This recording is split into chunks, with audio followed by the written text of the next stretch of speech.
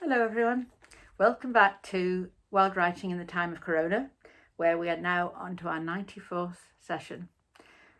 So today's workshop is going back to the simple formula after yesterday's extraordinary challenging poem, The Pantoum, which we tried.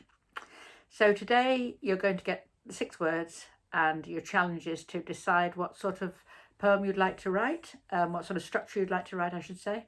I'm going to ask that today's is a fictional story. So you're going to make a story up with the words that you have. So, excuse me. So the first category is a mythical land. A mythical land.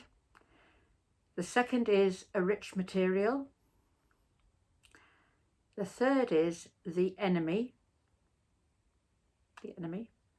The fourth is a gesture. Gesture.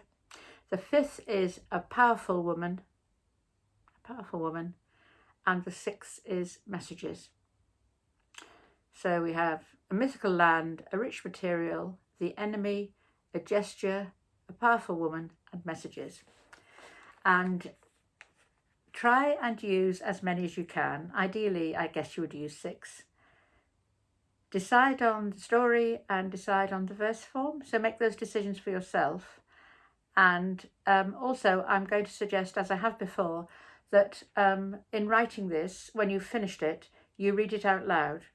Because I think one of the things that's particularly important in poetry is getting the rhythm right. Obviously, you can break the rhythm when you want to, but I think that really helps the kind of musicality and the melodic effect of the poem. So, with those 6 words and an invitation to write a story, a completely made-up story, so nothing in it needs to be real. Although I guess you can have some things in it, but the story itself isn't real. So, with paper and pen, which is not run out yet, I'm going to suggest you start.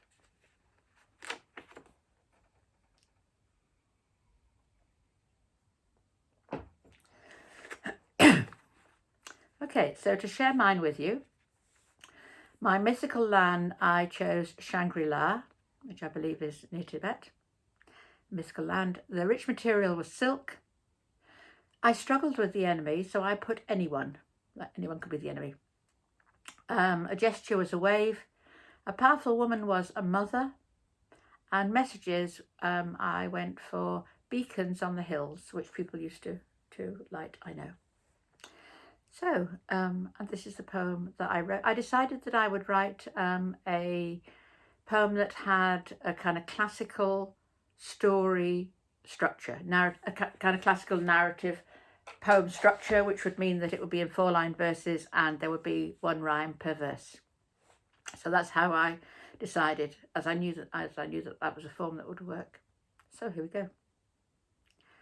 High up in the Kunlun mountains, between the desert and the sky, far and few between the trackways, a monk was walking, passing by. Dressed in silks of saffron yellow, beads of red across his chest, for days he climbed the mountain passes, praying, walking, taking rest. Came across an aging mother, milking ewes with her daughter and son, sits and drinks with them as night falls, sleeps on the earth, wakes to the sun. Sees the family carrying branches, bearing their dead father up the slope. Watches as they light the pyre beneath him, waves as he leaves them, inhaling the smoke. High up in the Kunlun mountains, some would call it Shangri-La. The monk lives in silence, keeps on walking. This is a life. This is how things are. I kind of quite like that. I think the verse form, the regular rhythm, which I've tried to get, and the regular rhyme, gives it a kind of, makes it kind of quite enclosed and quite feels like quite a compact form. And I think that gives you, as you listen to it, I hope, a sort of satisfaction. Anyway, I hope you've enjoyed this brief Wild Writing workshop. Do tell your friends about it. Do share your poems. and I look forward to seeing you tomorrow for day 95. Take care.